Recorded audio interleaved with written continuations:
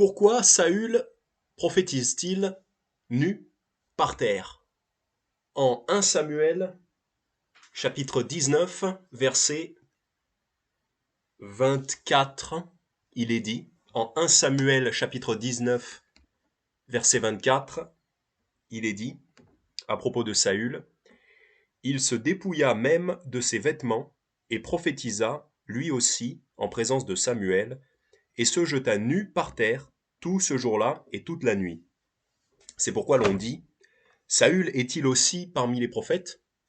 Donc un verset que peut-être vous avez déjà lu en vous posant des questions et en vous demandant pourquoi est-ce qu'il se met nu par terre et il prophétise. Pourquoi il prophétise et qu'il se jette nu par terre.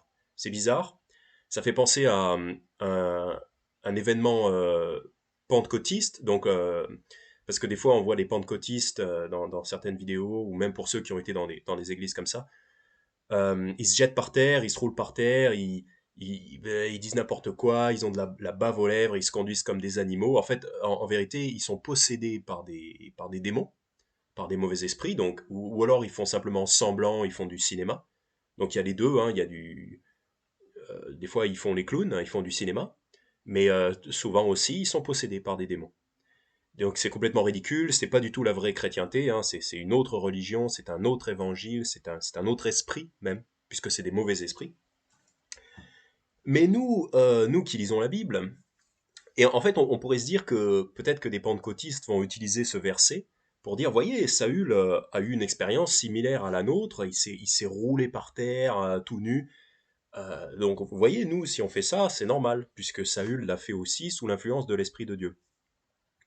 S'il y a des pentecôtistes qui lisent la Bible, peut-être qu'ils pourront, peut-être qu'ils pourront nous poser la question. Mais bon, nous-mêmes qui lisons la Bible, on regarde ça et des fois on se pose la question, on se demande qu'est-ce qu'il fait, pourquoi est-ce que sous l'influence de l'Esprit de Dieu, il a l'air de se conduire comme un pentecôtiste. Mais il en a seulement l'air, nous allons voir ce que ça veut dire, c'est pas du tout une expérience pentecôtiste. Donc on a pu se poser la question et en fait c'est pas si compliqué que ça. Euh, D'abord, il n'est pas dit que Saül dit n'importe quoi dans ce passage-là. Il est dit, il se dépouilla même de ses vêtements et prophétisa, lui aussi, en présence de Samuel, et se jeta nu par terre tout ce jour-là et toute la nuit. Donc déjà, il est pas dit qu'il a de la bave aux lèvres, qu'il gesticule dans tous les sens, en gigotant comme ça, en tremblant, en disant des propos complètement incohérents. Il y en a même des pentecôtistes, des fois ils mangent de l'herbe, j'en ai vu en vidéo, ils vont carrément dehors, comme des animaux, manger de l'herbe. Donc là, ils sont fous dans leur tête. Ou alors ils font les clowns, et vraiment.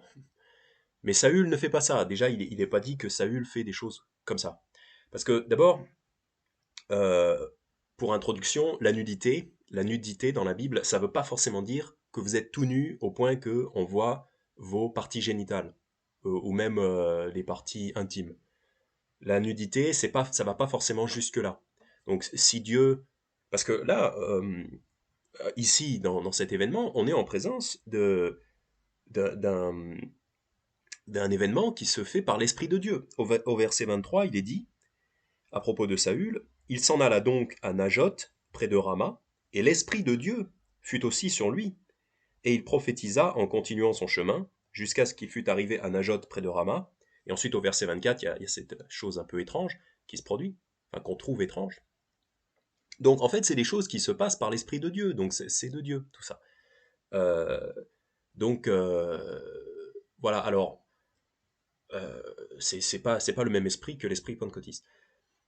Mais selon Dieu, la nudité ne veut pas forcément dire que vous montrez vos parties génitales.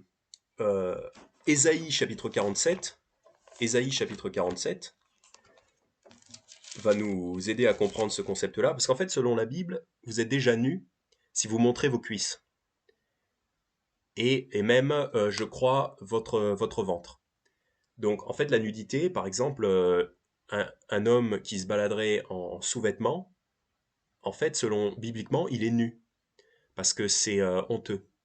Et c'est vrai que quand on se balade en montrant ses cuisses, c'est bizarre, et en fait, on devrait éprouver de la pudeur pour ça, parce que c'est honteux, c'est la nudité selon la Bible. Pareil, les femmes qui ont des mini-jupes ou des shorts courts, on voit certes pas leur partie intime, mais c'est la nudité selon la Bible. Donc Ésaïe 47,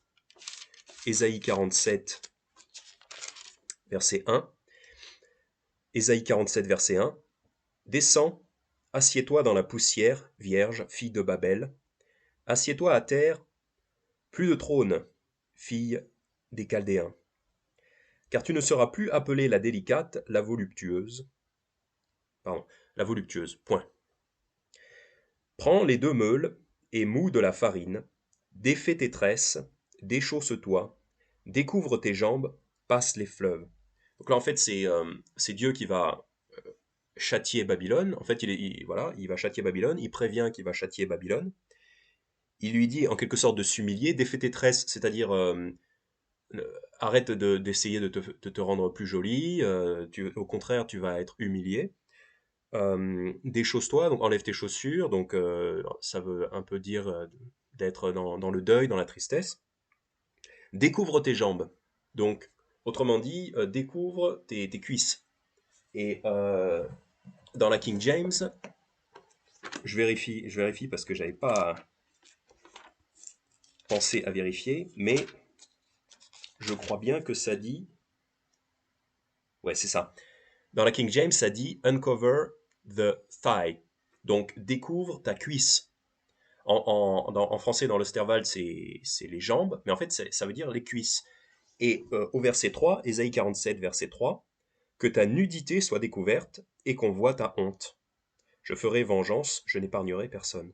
Donc, l'Éternel veut humilier une ville, donc la ville de Babylone, et pour ça, il dit qu'il va découvrir leur nudité, c'est-à-dire les mettre à nu, mais pour lui, c'est de découvrir leurs jambes, leurs cuisses. Donc, ça ne veut pas dire qu'il va montrer les parties génitales, symboliquement, c'est symbolique. Mais ça ne veut pas dire qu'il va découvrir les parties génitales, mais ça veut dire qu'il va découvrir les cuisses. Et ça, c'est la nudité biblique. Bibliquement, c'est déjà la nudité. Donc, quand Saül se jette nu à terre, il n'est pas en train d'être tout nu, ok? On peut, l'Esprit de Dieu ne lui ferait pas faire une chose pareille, ce serait ridicule. Mais il est peut-être en sous-vêtements, ce qui est déjà assez honteux. Mais c'est pas non plus quelque chose de pornographique. Voilà, c'est ça qu'il faut comprendre. Ce verset peut nous sembler un peu waouh, c'est bizarre. Saül se jette par terre, nu. Est-ce que c'est pornographique selon l'Esprit de Dieu? Non, non, pas du tout. C'est honteux pour Saül, mais puisqu'il est nu, mais c'est quand même pas non plus pornographique. Voilà. On peut voir ça aussi en Jean chapitre 21. Jean chapitre 21. Jean chapitre 21. Donc, après la mort du Seigneur Jésus, et avant qu'il revienne, pour parler à ses disciples, les disciples sont en train de pêcher, c'est-à-dire aller à la pêche dans un bateau, avec Pierre notamment. Et, euh, et Jésus donc les rencontre, Jean chapitre 21, verset 4. Mais le matin étant venu, Jésus se tint sur le rivage, mais les disciples ne savaient pas que c'était Jésus. Donc Jésus rencontre ses disciples, après la résurrection du Christ. Jésus leur dit, « Enfants, n'avez-vous rien à manger ?» Ils lui répondirent, « Non. » Et il leur dit, « Jetez le filet du côté droit de la barque, et vous trouverez. » Ils le jetèrent donc, et ils ne pouvaient plus le retirer à cause de la quantité de poissons. Et en fait, ça ressemble à un autre événement qui a eu lieu plus tôt dans l'histoire donc des disciples et du Christ. C'est que c'est l'histoire de la pêche miraculeuse, où ils jettent un filet et le filet ressort plein de poissons parce que le Seigneur Jésus a fait un miracle pour que les poissons aillent dans le filet. Et en fait, ça leur rappelle ça, donc ils savent que c'est Jésus. Verset 7, c'est pourquoi le disciple que Jésus aimait dit à Pierre, c'est le Seigneur, il a fait un même miracle, ça leur rappelle le même miracle qu'il a fait. C'est le Seigneur. Et Simon-Pierre, apprenant que c'était le Seigneur, se ceignit de son manteau de pêcheur, entre parenthèses, car il était nu, et se jeta à la mer. Donc là, Jésus est sur le rivage, Pierre, se rendant compte que c'est Jésus, il veut le rejoindre, mais il est nu. Est-ce qu'il était tout nu au point d'être tout nu? Certainement pas, ce serait ridicule. Il était probablement vêtu très légèrement peut-être d'un genre de short court ou d'un maillot de bain, enfin l'équivalent d'un maillot de bain ou d'un sous-vêtement, voilà. Mais il n'était pas tout nu, ce serait ridicule. Ce serait grotesque. En fait, ce serait grotesque. Donc, voilà, en introduction, quand Saül se jette par terre, oui, il se jette par terre, nu. Il n'est pas tout nu, mais il est en quelque sorte en sous-vêtements ou en short. Voilà. Ce qui est quand même honteux. Honteux, mais pas pornographique. Voilà. Introduction, déjà on a ça. Donc revenons dans 1 Samuel verset 19. Oui, 1 Samuel verset 19. Donc quel est le contexte? Donc la question c'est donc qu'est-ce qui se passe? Qu'est-ce que ça signifie? Qu'est-ce que ça veut dire? Pourquoi il se jette à terre? Pourquoi nu? Donc le contexte 1 Samuel chapitre 19, commençant à lire au verset 19. Et on le rapporta à Saül en disant, voilà David qui est à Najoth près de Rama. Parce qu'en fait le contexte c'est Saül veut tuer David car Saül est envieux de David puisque David a été choisi pour être le roi pour remplacer Saül. Et Saül s'accroche contre la volonté de Dieu, il s'accroche au pouvoir, il s'accroche à son trône, et donc il veut tuer David, ce qui est très, très méchant, puisque David, à ce moment-là, a été choisi par Dieu pour être le roi. Mais bon, euh, Saül s'accroche à son trône. Donc Saül recherche David, et on lui dit, voilà David qui est à Najoth près de Rama. Alors Saül envoya des gens pour prendre David, et ils virent une assemblée de prophètes qui prophétisaient, et Samuel debout qui présidait sur eux. Et l'Esprit de Dieu vint sur les envoyés de Saül, et ils prophétisèrent aussi. Et quand on l'eut rapporté à Saül, il envoya d'autres gens qui prophétisèrent aussi. Et Saül envoya des messagers pour la 3e fois, et ils prophétisèrent également. Alors il alla lui-même à Rama, et vint jusqu'à la grande citerne qui est à Sécu, et il s'informa et dit, où sont Samuel et David? Et on lui répondit, les voilà à Najoth, près de Rama. Ils sont toujours au même endroit. Et ensuite, versets 23-24, on a cet événement avec Saül. Voilà. C'est Saül lui-même qui se met à prophétiser. Donc le contexte, c'est euh, Saül est contre David, il cherche du mal à David, et donc il lui envoie des messagers, parce qu'on lui dit David est avec Samuel à Najoth, près de Rama, donc ça doit être un petit village, je suppose. Et donc David envoie, non pardon, Saül envoie par 3 fois des messagers. En fait, il veut ramener David à lui. C'est comme des gens qui vont pour arrêter David. C'est comme si on nous envoyait la police pour arrêter une église, par exemple.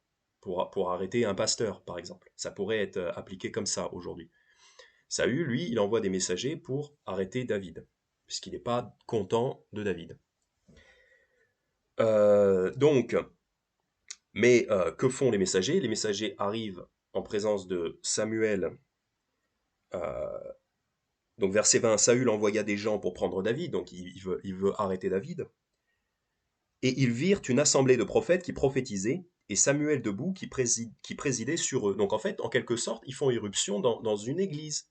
Il y a Samuel qui préside, ça peut nous faire penser à un pasteur qui est en train de prêcher, ou enfin un frère, un prophète, quelqu'un qui prêche devant une congrégation, devant une assemblée. Ça peut nous faire penser à quelque chose de similaire. Et la police est envoyée pour arrêter euh, un des membres de la congrégation. Ils arrivent dans l'église, mais l'Esprit de Dieu vint sur les envoyés de Saül, verset 20, l'Esprit de Dieu vint sur les envoyés de Saül, et ils prophétisèrent aussi. C'est quelque chose qui peut se produire dans la vie chrétienne, dans la vie, c'est que des gens qui sont envoyés contre la chrétienté, ils entendent la parole de Dieu, et en fait ils se convertissent. Donc l'Esprit de Dieu vient sur eux, et ensuite ils disent les mêmes choses, puisque eux-mêmes se sont convertis, eh bien ils répètent le message. En fait c'est un petit peu une image de ce qui peut se passer avec certains chrétiens qui, avant d'être convertis, pouvaient être contre la chrétienté. Donc on en voit l'exemple de Paul dans le Nouveau Testament, l'apôtre Paul. Avant de se convertir, il était contre la chrétienté, il agissait contre la chrétienté, et même pour arrêter les chrétiens. Et après qu'il ait entendu et qu'il se soit converti au message chrétien, Paul, d'ailleurs auparavant il s'appelait Saül, ce qui est rigolo, Saül donc se convertit, et après il s'appelle Paul, et ensuite il prophétise lui-même. Donc on est non converti, on va vers les chrétiens peut-être en leur voulant du mal, on se convertit, et ensuite on prophétise les mêmes choses que ces chrétiens prophétisaient. Donc c'est tout à fait normal que des gens soient envoyés contre les chrétiens, ici dans notre passage, et qu'ils entendent, ils arrivent dans une église, ils entendent, ils se convertissent, et après ils redisent les mêmes choses, ils prophétisent. Ça me fait penser à Jean chapitre 7, il y a un exemple de ça en Jean chapitre 7, un exemple similaire.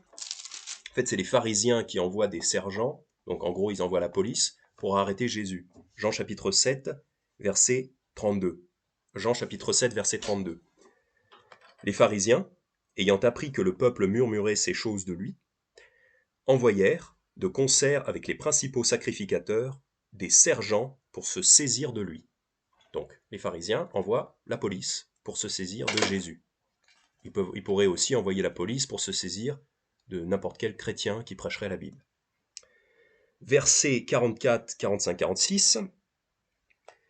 Donc, après ça, Jésus va continuer à parler, il va continuer à discourir. Verset 44, « Et quelques-uns d'entre eux voulaient le saisir, donc saisir Jésus, mais personne ne mit la main sur lui. Les sergents, donc les sergents qui avaient été envoyés, la police, les sergents retournèrent donc vers les principaux sacrificateurs et les pharisiens, qui leur dirent, « Pourquoi ne l'avez-vous pas amené ? On vous avait donné l'ordre d'aller l'attraper, pourquoi vous ne l'avez pas ramené ?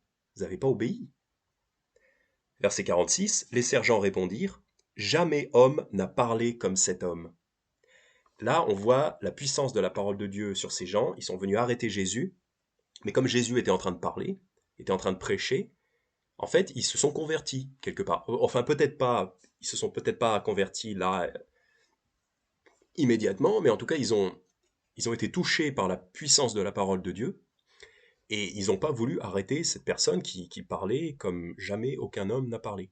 Puisque les discours de Jésus ont tellement les discours de Jésus ont tellement de puissance, ont tellement d'autorité, que forcément ça fait quelque chose. Même pour ceux qui ne se convertiraient pas, ça peut les intriguer, les intéresser, au point qu'ils se disent, mais non, on ne va pas arrêter cet homme, ses discours sont... En plus, ces gens-là, c'est des sergents, c'est la police, donc ils sont habitués à obéir à l'autorité, ce qui est bien. Une autorité les envoie pour arrêter une autorité qui en fait est une autorité supérieure. Parce que le Seigneur Jésus est bien entendu une autorité supérieure. Donc, en fait, les sergents, quelque part, ils reconnaissent la vraie autorité. Et en cela, ils agissent de façon très, très correcte, de façon très, très chrétienne. Peut-être qu'ils se sont convertis, peut-être pas, peut-être certains, peut-être pas tous, mais en tout cas, ils n'arrêtent pas Jésus. Parce qu'ils sont subjugués par sa parole. Voilà, ils sont trop impressionnés par l'autorité et par les paroles du Christ. Et ce serait bien si ça pouvait être comme ça aussi pour nous, si on envoyait des gens pour arrêter les chrétiens, et que les gens, en entendant la parole de Dieu, se convertissent, ou même s'ils ne se convertissaient pas, seraient suffisamment impressionnés et auraient suffisamment de respect pour l'autorité qui est derrière la parole de Dieu, pour justement ne pas agir contre les chrétiens. C'est tout à fait possible. C'est tout à fait possible et souhaitable. Donc c'est pour ça que nous, on doit être patient, même si des gens sont contre nous, qui veulent nous arrêter, il faut qu'on soit patient, parce que c'est tout à fait possible que ces gens-là, alors même qu'ils viennent nous arrêter, soient touchés par la parole de Dieu. Et donc dans notre passage, dans 1 Samuel 19, les gens qui sont envoyés pour arrêter David, non seulement ils sont touchés par la parole de Dieu, mais en plus eux-mêmes ils se mettent à prophétiser. Et il y a 3 cortèges de personnes donc, qui sont envoyées pour arrêter David, et à chaque fois ils prophétisent. Donc on voit bien que Saül ne peut pas gagner comme ça. Il peut pas réussir à arrêter Samuel, mais surtout David, parce qu'en fait, ces agents, ils ont pas de puissance contre ça. Et il est dit en 2 Corinthiens chapitre 13, verset 8, 2 Corinthiens chapitre 13, verset 8. Car nous ne pouvons rien contre la vérité, mais pour la vérité. Et là, en fait, Saül, il essaye d'agir contre la vérité parce que le royaume doit passer de Saül à David, mais Saül veut empêcher ça, il veut agir contre la vérité. Et là, on voit bien qu'il ne peut pas, puisqu'il envoie 3 fois des agents, et 3 fois, ces agents-là se convertissent, en quelque sorte. Donc, 2 Corinthiens chapitre 13, verset 8, « Car nous ne pouvons rien contre la vérité, mais pour la vérité. » On ne peut pas s'opposer à la vérité, puisque la vérité gagne toujours à la fin. Ça devrait déjà être une leçon pour tout le monde, les chrétiens comme les non-chrétiens. C'est pas la peine de s'endurcir contre la vérité, puisque tôt ou tard, la vérité gagne. La vérité surmonte, la vérité remporte la victoire. Donc essayons de découvrir ce que c'est que la vérité. La vérité, c'est Jésus, et la vérité, c'est la Bible. Et ensuite, une fois qu'on a découvert ça, eh ben, ajustons nos pensées à la vérité. Et n'essayons pas de nous opposer à la vérité comme Saül. On voit bien que ça ne marche pas. Donc, les agents sont envoyés pour arrêter David, ils se mettent à prophétiser. Saül lui-même, peut-être que du coup, comme ça ne fonctionne pas d'envoyer des gens, il y va lui-même. Et il se met aussi à prophétiser. Alors, qu'est-ce qu'on prophétise à cette époque? Qu'est-ce qu'on prophétise? 1 Samuel chapitre 16, ce qui est un petit peu dans l'air du temps à cette époque-là de prophétiser, les événements de l'époque. 1 Samuel chapitre 16. Et l'Éternel dit à Samuel, « Jusqu'à quand pleureras-tu sur Saül, puisque je l'ai rejeté, afin qu'il ne règne plus sur Israël? Remplis ta corne d'huile, et va, je t'enverrai vers Jessé, Bethléemite, car je me suis pourvu d'un de ses fils pour roi. » Donc c'est l'Éternel Dieu qui parle et qui dit, voilà, j'ai rejeté Saül pour être roi, donc Saül ne sera plus roi, mais je me suis choisi l'un des fils de Jessé, donc on verra que c'est David évidemment, pour être roi. Donc c'est ça les actualités du moment, dans notre contexte, c'est que Saül est rejeté et David va être roi. Et c'est probablement ça que les prophètes prophétisent, parce que c'est quand même important d'informer toute la population, un maximum de gens, que ce n'est plus Saül qui devra être le roi légitime, mais que c'est David. C'est très important d'informer la population. Donc c'est probablement ça qui était prophétisé à l'époque, à ce moment-là, dans ce contexte. Bon, bien sûr, on peut prophétiser plein de choses, mais c'est ça le plus important en ce moment. 1 Samuel 18, 1 Samuel 18, verset 12. 1 Samuel 18, verset 12. Et Saül avait peur de la présence de David, parce que l'Éternel était avec lui, et qu'il s'était retiré d'avec Saül. Donc on voit bien que l'Éternel n'est plus en coopération avec Saül. L'Éternel ne protège plus Saül pour être le roi, mais l'Éternel est désormais avec David. L'Éternel approuve David. L'Éternel est avec David. Donc ça, là, on voit très bien ce qui se passe. Donc un chapitre plus tard, chapitre 19, on peut tout à fait penser très raisonnablement que c'est ça les choses qui sont prophétisées en ce moment-là. Et donc c'est pour ça que les messagers qui sont envoyés par Saül, les agents qui sont envoyés par Saül, ils ne reviennent pas vers Saül. Comme il est dit en 1 Samuel verset 19,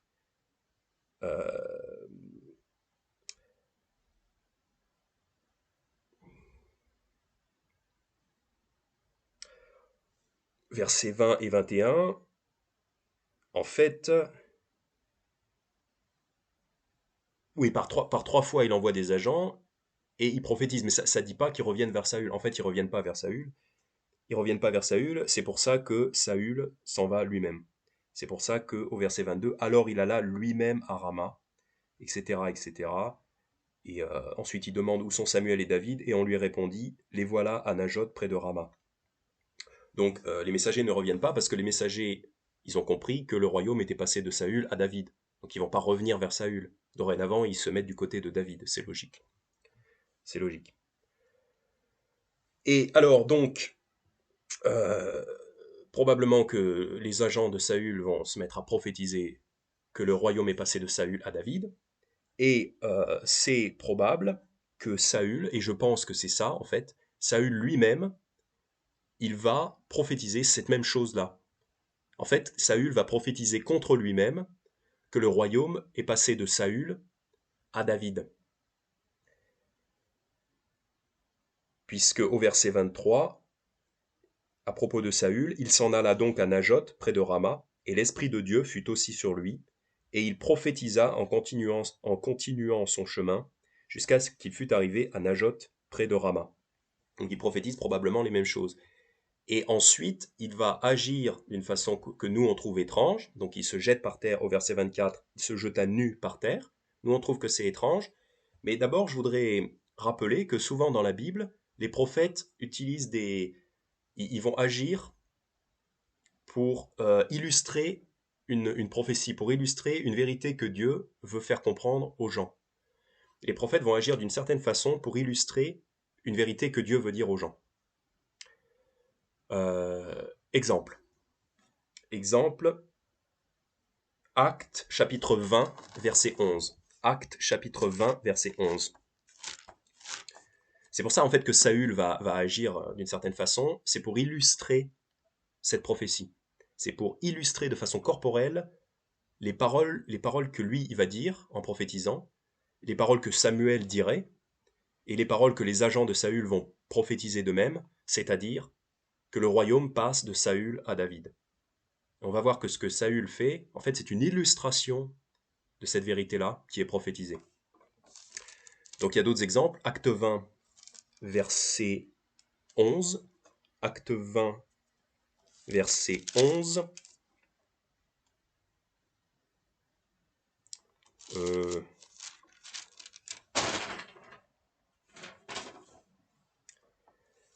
Non, acte 21, verset 11. Acte 21, verset 11. Verset 10. Acte 21, verset 10. Alors, comme nous demeurâmes là plusieurs jours, un prophète nommé Agabus descendit de Judée.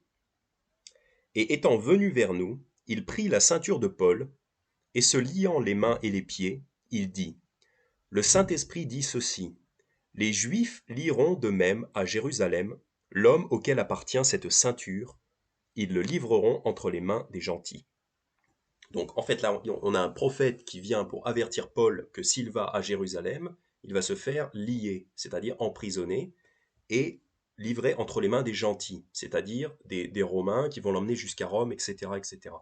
Et pour illustrer cette vérité, il prend la ceinture de Paul et il se lie les mains et les pieds pour vraiment le démontrer, pour leur faire, pour illustrer cette vérité, pour vraiment les frapper les esprits. Et souvent, les prophètes font ça. On a un autre exemple en Jérémie chapitre 27. Jérémie chapitre 27.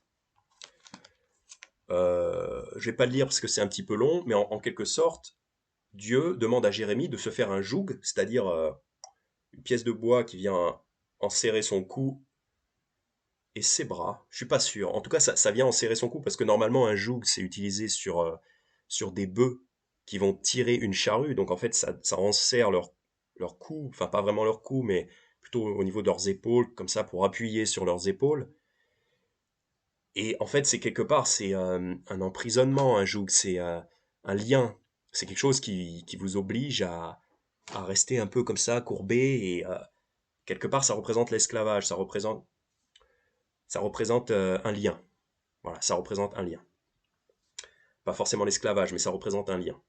Donc en Jérémie 27, Dieu demande à Jérémie de se fabriquer un joug pour se le mettre sur lui-même, pour illustrer le fait que plusieurs nations, et en fait enfin, toutes les nations du monde, vont être soumises au joug, c'est-à-dire à la domination. Voilà, le joug représente la domination. Jérémie se fait un joug qui va se mettre sur lui-même pour représenter la domination que les Assyriens, que le roi de Babylone va exercer sur toutes les nations. Comme ça, quand Jérémie arrive avec un joug comme ça sur le cou, les autres, ils voient bien qu'il y a quelque chose. Ils voient bien. En plus, ils vont poser la question pourquoi il y a un joug sur ton cou et il va leur répondre bah, c'est pour illustrer le fait que vous aussi, vous allez vous prendre un joug de domination. C'est pour illustrer ça. C'est très souvent utilisé. Ézéchiel plusieurs fois dans Ézéchiel, pareil, il y a un concept similaire. Ézéchiel Dieu demande à Ézéchiel plusieurs fois d'agir de façon qui illustre en fait ce qu'il est en train de dire pour mieux leur faire comprendre, pour mieux faire comprendre aux gens ce qui va se passer. Donc notamment dans Ézéchiel 4, où Dieu va en quelque sorte utiliser Ézéchiel pour représenter le siège de Jérusalem et la famine. Donc par exemple Ézéchiel 4 verset 12, tu mangeras des gâteaux d'orge que tu cuiras sous leurs yeux avec des excréments humains. Et l'Éternel dit, c'est ainsi que les enfants d'Israël mangeront leur pain souillé parmi les nations au milieu desquelles je les chasserai. Donc Dieu demande à Ézéchiel de faire cuire son pain en utilisant comme carburant, comme combustible, des excréments humains. Et tout ça, c'est pour faire comprendre aux gens de Jérusalem et de Juda que quand leur ville sera assiégée, ben c'est comme ça qu'ils vont devoir... Non, pardon. C'est comme ça qu'ils vont devoir manger leur pain au milieu des nations parmi lesquelles ils seront dispersés dans le monde entier, parce qu'ils seront très pauvres, ils seront dans un état de misère, donc ils vont devoir manger leur pain en utilisant ce genre de combustible. C'est vraiment la dernière extrémité, quand on est pauvre, on n'a plus que ça, et ben on utilise des excréments, et le pire c'est les excréments humains. Parce que d'ailleurs on voit même aujourd'hui, on voit des peuples qui utilisent des bousses de vache comme combustible, parce qu'ils n'ont rien d'autre. Et c'est des gens très pauvres qui font ça. Les gens qui n'ont même pas de bois à brûler. Ils sont tellement pauvres qu'ils n'ont même pas de bois à brûler. Ils brûlent des excréments pour pouvoir faire chauffer et cuire leur nourriture. Et bien quand on est encore plus pauvre que ça, je suppose qu'on doit brûler des excréments humains pour faire cuire sa nourriture. Donc en fait, Dieu utilise Ézéchiel pour montrer en action ce qui va arriver au peuple. Ézéchiel 12, verset 3. Ézéchiel 12, verset 3. Et toi, fils de l'homme, prépare un bagage d'émigrants, et pars en plein jour sous leurs yeux, pars du lieu que tu habites pour aller en un autre lieu, sous leurs yeux. Peut-être verront-ils qu'ils sont une maison rebelle. Donc là, il demande à Ézéchiel de faire un bagage, de partir comme un émigrant, de partir de Jérusalem sous leurs yeux. Donc il faut bien que les gens le voient. Il faut que ça leur serve de signe, en fait. Verset 4. Tu feras sortir ton bagage comme le bagage d'un émigrant, en plein jour, sous leurs yeux, et toi, tu sortiras vers le soir, sous leurs yeux, comme partent des exilés. Sous leurs yeux, tu feras une ouverture dans la muraille, par laquelle tu feras sortir ton bagage. Sous leurs yeux, tu le porteras sur l'épaule, et tu le sortiras quand il fera obscur. Tu te couvriras le visage, et tu ne regarderas pas la terre, car je veux que tu sois un signe pour la maison d'Israël. C'est très important, en fait il fait tout ça sous leurs yeux, pour être un signe pour la maison d'Israël, c'est-à-dire une illustration. Ensuite, il fait ce qui lui est ordonné. Et au verset 9, donc c'est Dieu qui parle, Fils de l'homme, il parle à Ézéchiel, Fils de l'homme, la maison d'Israël, cette maison rebelle, ne t'a-t-elle pas dit, que fais-tu? En fait, les gens s'étonnent, les gens ne comprennent pas au départ. C'est pour ça les gens demandent à Ézéchiel, que fais-tu? Pourquoi tu agis comme ça, comme un émigrant? Et après, en fait, Ézéchiel doit leur expliquer. Au verset, au verset 11, dit, donc Dieu commande à Ézéchiel de dire, dit, je suis pour vous un signe. Il leur sera fait comme j'ai fait. Ils partiront pour l'exil, pour la captivité.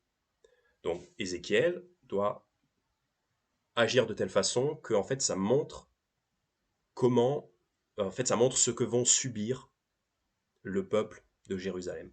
C'est un signe. Et les gens ne comprennent pas, ils posent la question, c'est pour ça qu'après Ézéchiel explique qu'il est un signe.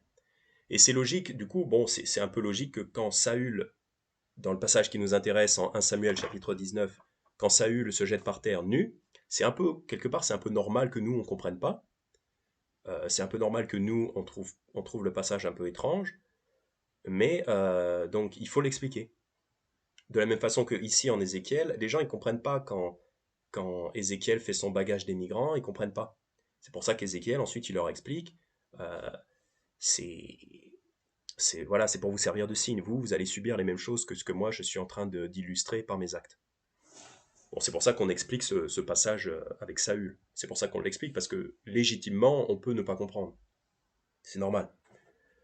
Ézéchiel 21, Ézéchiel 21, on a un schéma similaire. Cette fois, c'est la femme d'Ézéchiel qui meurt. Ézéchiel... attends, non.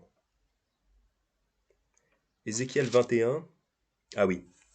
Non, c'est pas sa femme qui meurt, mais Ézéchiel 21, verset 6. Et toi, fils de l'homme, gémis, les reins brisés, dans une amère douleur tu dois gémir. Donc gémis, c'est-à-dire... Verset 7. Quand ils te diront, pourquoi gémis-tu? Donc là, encore une fois, on voit que les gens ne comprennent pas l'illustration. Donc ils posent la question. Pourquoi gémis-tu? Tu répondras, donc explique. C'est à cause de la rumeur. Quand elle arrivera, tous les cœurs fondront, toutes les mains défailliront, tout esprit sera abattu, et tous les genoux se fondront en eau. Voici, elle arrive, elle est là, dit le Seigneur l'Éternel. Donc en fait, pourquoi Ézéchiel gémit? Ézéchiel gémit parce que bientôt, les gens vont gémir. Parce qu'il va leur arriver la même chose. Parce qu'une rumeur arrive, la rumeur de Nebuchadnezzar qui va assiéger et détruire Jérusalem. Donc Ézéchiel fait en avance les choses qui vont arriver aux gens de Jérusalem. Pareil, même schéma. Ils ne comprennent pas, donc il faut leur expliquer. Ézéchiel 24, Ézéchiel 24, versets 16 à 24. Ézéchiel 24, donc là c'est la mort de la femme d'Ézéchiel. Ézéchiel 24, verset 16. Fils de l'homme, voici, par une plaie soudaine, j'enlève ce qui fait les délices de tes yeux, c'est-à-dire sa femme. J'enlève ce qui fait les délices de tes yeux, sa femme va mourir. Mais tu ne mèneras point deuil, tu ne pleureras point, et tu ne laisseras pas couler tes larmes. Soupire en silence, mais ne prends pas le deuil des morts. Attache la tiare de ta tête sur toi, mets ta chaussure à tes pieds, ne te voile pas la barbe et ne mange pas le pain des autres. Le matin, je parlais donc au peuple, et le soir, ma femme mourut. Et le lendemain matin, je fis comme il m'avait été commandé. Donc en fait, Dieu demande à Ézéchiel de ne pas montrer des signes extérieurs de chagrin, de ne pas prendre le temps de faire un deuil en bonne et due forme, on va dire. C'est pas qu'il doit pas être triste, mais c'est qu'il doit pas le montrer, il doit pas prendre le temps de le montrer. Verset 19. Alors le peuple me dit, ne nous expliqueras-tu pas ce que signifie pour nous ce que tu fais? Donc là encore, c'est la troisième fois qu'on voit que les gens ne comprennent pas quand il y a une illustration, donc ils posent la question, ils ne comprennent pas l'illustration, donc ils posent la question, et c'est normal pour nous de ne pas comprendre ce que Saül fait en 1 Samuel chapitre 19. Donc là, il pose la question, ne nous expliqueras-tu pas ce que signifie pour nous ce que tu fais? Et je répondis, la parole de l'Éternel m'a été adressée en ces termes. Donc il explique, dis à la maison d'Israël, ainsi a dit le Seigneur l'Éternel.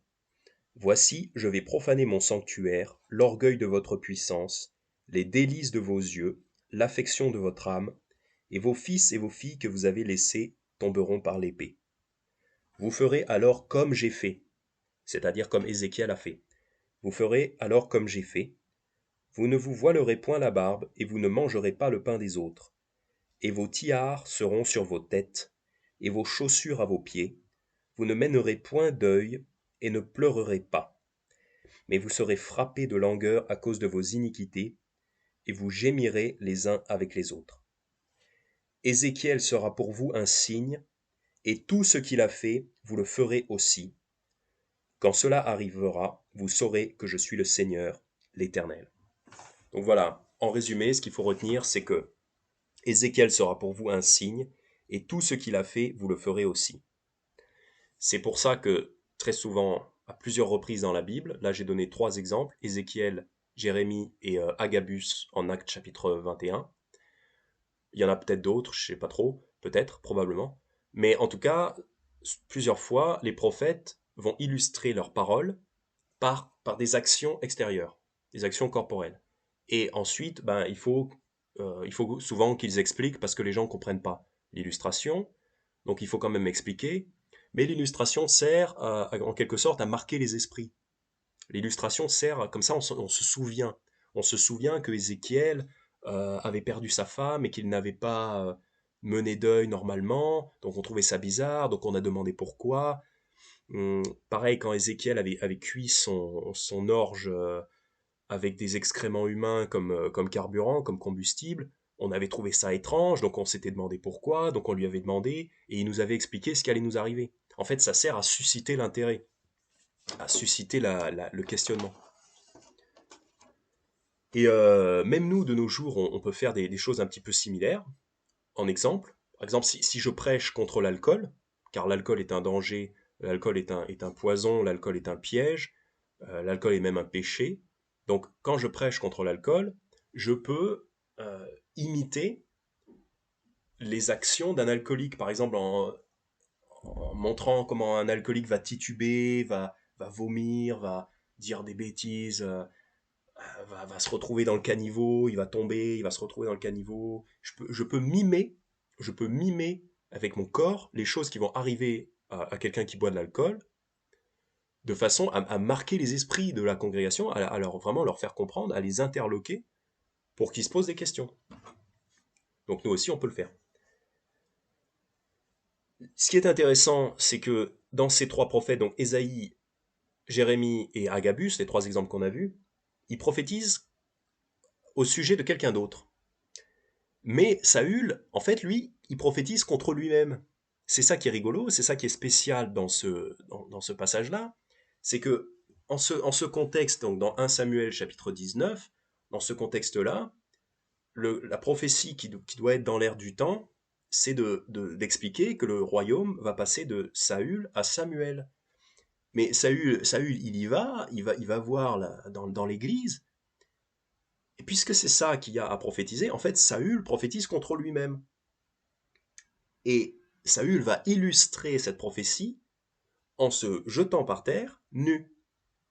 Quand Saül se jette par terre nu, c'est pour illustrer la prophétie selon laquelle le royaume passe de Saül à David. Donc, voilà, Saül illustre corporellement une prophétie contre lui-même, en quelque sorte. Enfin oui, c'est même exactement ça. Alors pourquoi nu? Pourquoi nu? Pourquoi Samuel enlève-t-il ses vêtements? Et pourquoi il est nu? On a vu, il n'est pas tout nu, il est comme en sous-vêtements. Voilà. Mais c'est considéré comme de la nudité dans la Bible. Et c'est honteux. Donc pourquoi nu? Eh bien, en 1 Samuel chapitre 15, 1 Samuel chapitre 15, pourquoi Samuel se met-il nu pour illustrer le fait qu'il va perdre le royaume? Eh bien, 1 Samuel chapitre 15, versets 24 à 28.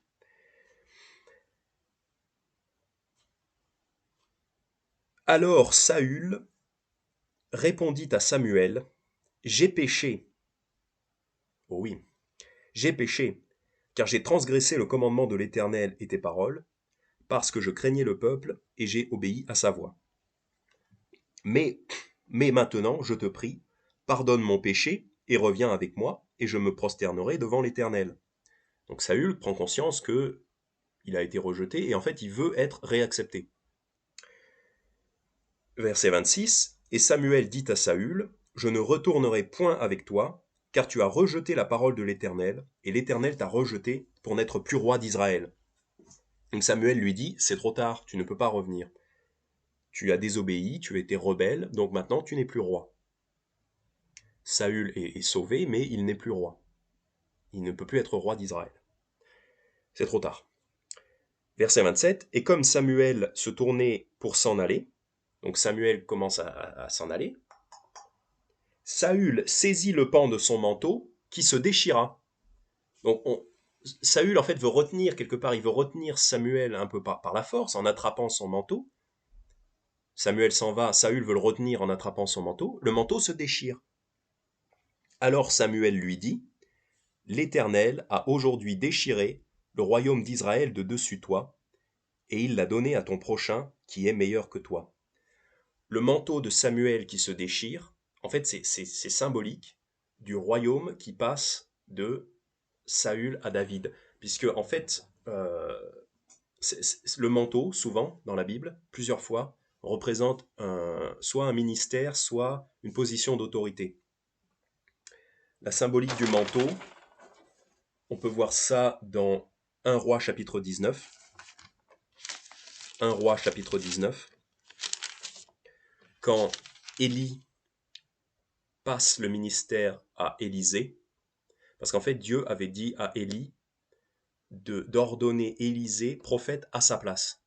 Donc ça vient de Dieu. Dieu a ordonné à Élie d'ordonner, d'établir Élisée prophète à sa place. Et donc quand Élie va établir Élisée prophète à sa place, pour passer le ministère, pour passer le manteau, passer le ministère, en fait, littéralement, il passe le manteau. 1 Roi chapitre 19, verset 19. Élie partit donc de là, et il trouva Élisée, fils de Shaphat, donc c'est leur première rencontre, et il trouva Élisée, fils de Shaphat, qui labourait, ayant 12 couples de bœufs devant lui, et il était avec la 12e. Et Élie passa vers lui, et jeta sur lui son manteau. C'est rigolo. Il jette sur lui son manteau, et c'est le moment où il le rencontre, et en fait il lui dit de le suivre, quoi. Verset 20, alors Élisée laissa ses bœufs, et courut après Élie en disant, je te prie que j'aille embrasser mon père et ma mère, et puis je te suivrai. En fait, Élie comprend bien que le fait de se faire jeter le manteau dessus, ça veut dire, tu seras mon successeur. C'est très sobre. Il prend son manteau, il lui jette dessus. En fait, ça veut dire, tu seras mon successeur. Et Élisée comprend. Donc après, il lui dit, laisse-moi juste dire au revoir à mes parents, et puis ensuite je te suivrai. Donc voilà, on voit la symbolique du manteau, ça symbolise la succession d'un ministère.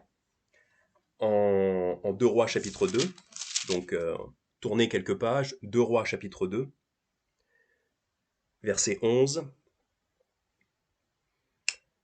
C'est le moment où Élie, cette fois, est enlevé au ciel par un chariot de feu. Et donc Élisée est présent, il est là, il le suit, il ne veut pas le lâcher. Élie va être enlevé. Et donc au verset 11, et comme ils continuaient leur chemin et s'entretenaient en marchant, voici un char de feu et des chevaux de feu les séparèrent l'un de l'autre, et Élie monta au ciel dans un tourbillon. Donc Élie est enlevé au ciel. Et Élisée, le regardant, criait, mon père, char d'Israël et sa cavalerie.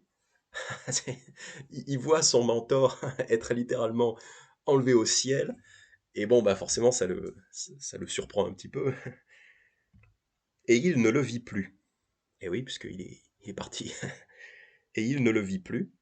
Et, saisissant ses vêtements, il les déchira en 2 pièces. Donc il déchire ses propres vêtements. Puis il releva le manteau qu'Élie avait laissé tomber de dessus lui. Et il s'en retourna et s'arrêta sur le bord du Jourdain. C'est rigolo parce qu'au moment où Élie s'en va, donc là il n'y a plus de ministère pour Élie, son manteau tombe. Parce qu'en fait il laisse son ministère. Et c'est Élisée qui récupère son manteau. Et ensuite au verset 14, il prit le manteau qu'Élie avait laissé tomber de dessus lui. Il en frappa les os et dit, où est l'Éternel, le Dieu d'Élie? Lui aussi, il frappa les os, qui se partagèrent çà et là, et Élisée passa. Donc en fait, le manteau tombe par terre. Dès que Élie est enlevé, son manteau tombe. Élisée le rattrape, le saisit, et ensuite il commence à faire des miracles. On voit bien que le ministère est passé au même moment que le manteau. Donc là, le manteau représente le ministère et l'autorité du prophète. En 1 Roi chapitre 11, 1 Roi chapitre 11, cette fois on voit un manteau qui représente un royaume, une royauté, une autorité royale. 1 Roi chapitre 11, versets 29 à 32. Et d'ailleurs, c'est pour ça probablement que dans les anciens temps, les rois, ils avaient des espèces de grandes capes.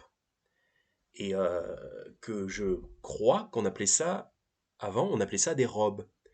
Mais ça n'a rien à voir avec un habit de femme, ça n'a rien à voir avec une robe de femme. Je suis pas sûr, faudrait vérifier, mais je crois que dans les anciens temps, on appelait ça des robes royales, parce que les rois aimaient bien, si vous regardez des anciennes des photos, enfin les photos des tableaux des rois, si vous regardez les tableaux des rois d'antan, très souvent ils ont une, je pense qu'on appelle ça une robe, mais en fait c'est une cape, c'est une grande cape qui recouvre un peu leurs épaules et qui descend comme ça, même des fois ça traîne par terre même, tellement c'est grand. Parce qu'en fait le manteau est symbole de royauté, et ça vient de la Bible. Donc en fait c'est pas étonnant si les rois de France, les rois d'Angleterre, etc., d'antan, avaient des capes, des grandes capes qui allaient même des fois jusqu'à traîner par terre, des grands manteaux, des espèces de manteaux, capes très grandes.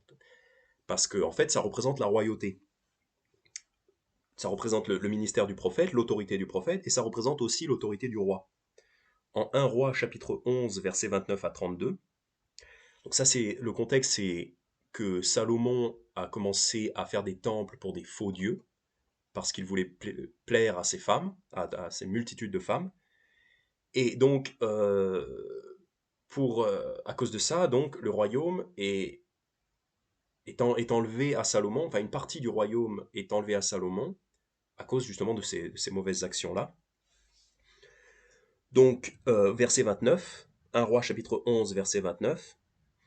Or, il arriva dans ce temps-là que Jéroboam sortit de Jérusalem, et le prophète Achija, le Silonite, vêtu d'un manteau neuf, le rencontra dans le chemin, et ils étaient, eux deux, tout seuls dans les champs.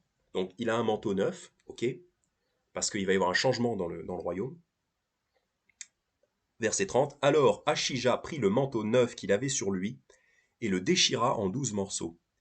Et il dit à Jéroboam, prends pour toi 10 morceaux, car ainsi a dit l'Éternel, le Dieu d'Israël, voici, je vais déchirer le royaume d'entre les mains de Salomon, et je te donnerai 10 tribus. Mais il aura une tribu, pour l'amour de David mon serviteur, et de Jérusalem, la ville que j'ai choisie d'entre toutes les tribus d'Israël. Donc en fait, là, Achija utilise un manteau pour symboliser le royaume, la royauté. Donc il donne 10 pièces de ce manteau à Jéroboam, et il en laisse une à...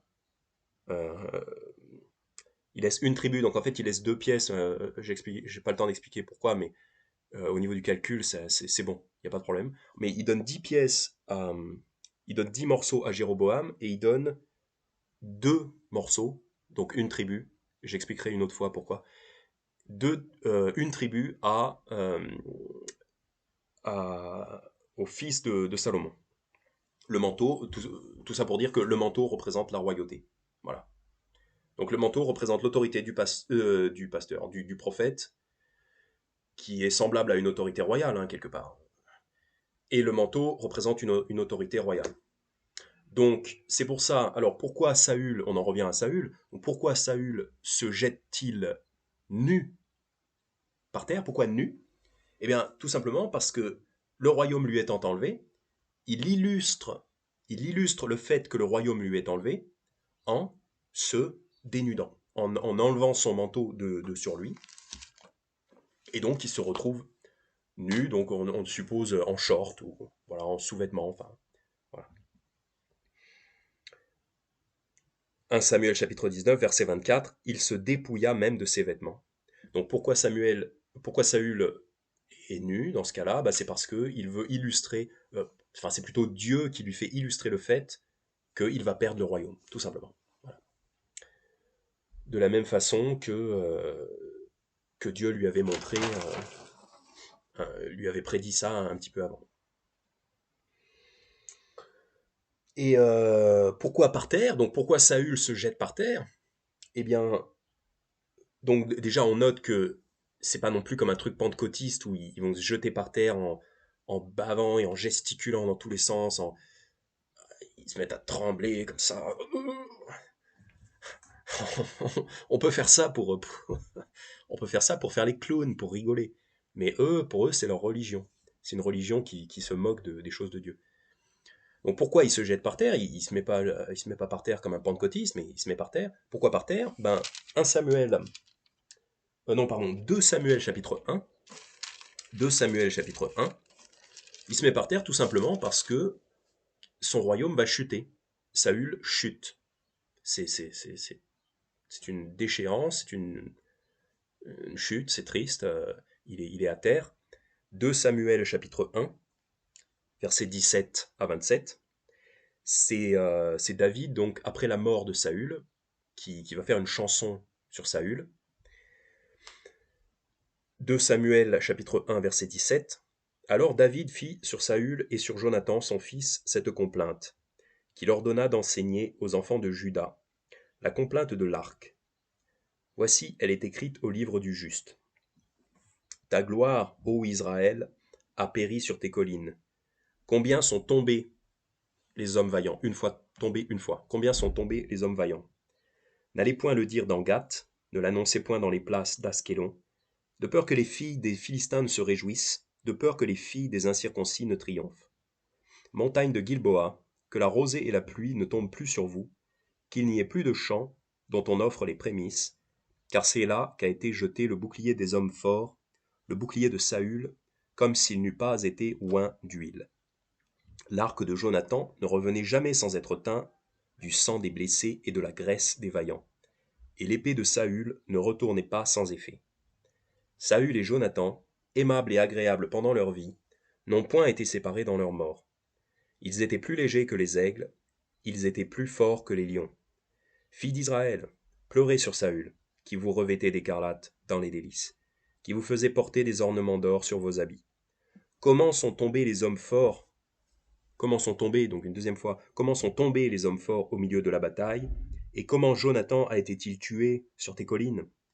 Jonathan, mon frère, je suis affligé à cause de toi, tu faisais tout mon plaisir. Ton amour pour moi était merveilleux, plus grand que celui des femmes. Comment sont tombés les vaillants? Comment se sont perdues les armes de la guerre? Donc, David fait un chant à la mémoire de Saül et Jonathan, parce que David aimait Saül, même Saül, David aimait Saül et Jonathan. Et il regrette leur départ. Et donc il fait un chant à leur mémoire, et même à la mémoire de Saül, qui pourtant était l'ennemi de David. Et 3 fois dans ce chant, il dit, voilà, comment sont tombés les hommes forts? Parce qu'ils sont tombés, ils sont morts, ils sont tombés, ils ne sont plus. Il y a eu la chute du royaume de Saül et de sa dynastie. Donc c'est pour ça que quand Saül prophétise, il se jette par terre. Il se jette par terre pour illustrer le fait qu'il va tomber. Plus tard, c'est-à-dire que sa dynastie va chuter. Donc 1 Samuel chapitre 19 verset 24. Donc pourquoi Saül se jette-t-il par terre nu? Eh bien Saül se jette par terre nu car il veut illustrer, car il illustre, car l'Esprit de Dieu lui fait illustrer en image le fait que il va perdre son royaume et qu'il va tomber, que sa dynastie va chuter et que son royaume va passer à un autre, c'est-à-dire David. Donc, quelle leçon on peut en tirer pour nous? Eh bien, attention à ne pas prophétiser contre soi-même. Parce que là, on prophétise, là, Saül prophétise contre lui-même, en fait, et il se retrouve dans une position honteuse, par terre et nu. Par terre, donc il se met dans une position où il est vulnérable, et position honteuse car il est nu. Il est certes pas tout nu au point de montrer ses parties intimes, mais il est nu, c'est quand même une honte. C'est la honte du vaincu. En fait, c'est la honte de quelqu'un qui est vaincu. Et il est à terre parce qu'il est tombé. Donc attention à nous de ne pas se retrouver dans la même position que Saül et de ne pas prêcher contre nous-mêmes. Parce que si nous prêchons en église ou n'importe où, et que nous lisons un passage de la Bible, il se peut très bien que au moment où on lit, on prenne conscience nous-mêmes, et puis la congrégation qui nous écoute, on se met à prendre conscience qu'en fait ça parle de nous. Enfin, évidemment, c'est pas notre nom qui va être nommé dans la Bible, mais d'un seul coup, on peut réaliser, en lisant le passage, oups, oups, ça parle de moi. Et tout le monde se rend compte que le passage parle de choses que moi j'ai fait, alors que moi je suis en train de prêcher. Donc ça peut être très humiliant, en fait. Par exemple, si je lis un passage qui parle de dire du mal des autres, de médire, et que récemment, on m'a entendu dire du mal des autres, de quelqu'un, eh ben, tout le monde va prendre conscience que, oula, le malaise, l'embarras, la honte, en fait, quelque part, c'est ma nudité, quelque part, qui serait exposée, parce que c'est ma honte qui serait exposée, parce que j'aurais fait cette chose, et en lisant la Bible, en prophétisant, bah, il se trouve que je prophétise contre moi-même. Donc, c'est embarrassant. Donc, attention, attention, si on prophétise, il vaut mieux être clean. Il vaut mieux être, contrairement à Saül, qui était rebelle à Dieu, qui était contre la volonté de Dieu, il faut faire très attention tout le temps, mais en particulier quand on prophétise, quand on va dans l'église, qu'on se retrouve pas à prophétiser contre soi-même. Ce serait très embarrassant. Donc, soyons clean. Parce que la Bible est une épée à double tranchant qui discerne, qui révèle les cœurs, qui dévoile tous vos secrets en quelque sorte. Donc même rien qu'en lisant la Bible, vous allez même vous risquez de dévoiler vos propres secrets. Donc si vous avez des secrets, ben ça va être embarrassant. Voilà, c'est la leçon qu'on peut en tirer. Exemple, exemple, je sais pas si je vais pas raconter la blague, mais le pasteur Jiménez raconte une fois où il a été témoin d'un homme qui s'est exposé lui-même et sa doctrine rien qu'en lisant la Bible. Je vais mettre le lien euh, dans la description d'une vidéo que j'avais coupé juste le passage où le pasteur Jiménez racontait cette histoire-là. C'est quand le pasteur Jiménez avait vu un homme, un chrétien, qui en prêchant, en prophétisant, en lisant la Bible, avait exposé lui-même sa fausse doctrine. C'est extraordinaire. C'est une blague extraordinaire. C'est un moment magnifique dans l'histoire de la chrétienté, dans l'histoire du monde, dans l'histoire de tout ce qui est, dans l'histoire de l'humour. C'est un moment magnifique où un prédicateur dénonce lui-même sa fausse doctrine en lisant la Bible. Et en fait, c'est la honte, c'est la honte, mais bon, c'est rigolo quand même. C'est pas, c'est, il dénonce pas un péché, mais il dénonce une fausse doctrine que lui-même, à laquelle lui-même croit, et c'est super, c'est génial. Et en fait, c'est Dieu qui carrément, qui le ridiculise à ce moment-là. Donc vous allez voir, c'est un parallèle, c'est un exemple de la vie réelle, d'une histoire qui est semblable à la chose que Saül prophétise contre lui-même. Puisque Saül prophétise contre lui-même et il illustre en images les choses qui vont lui arriver. Voilà. Merci pour votre patience et à bientôt.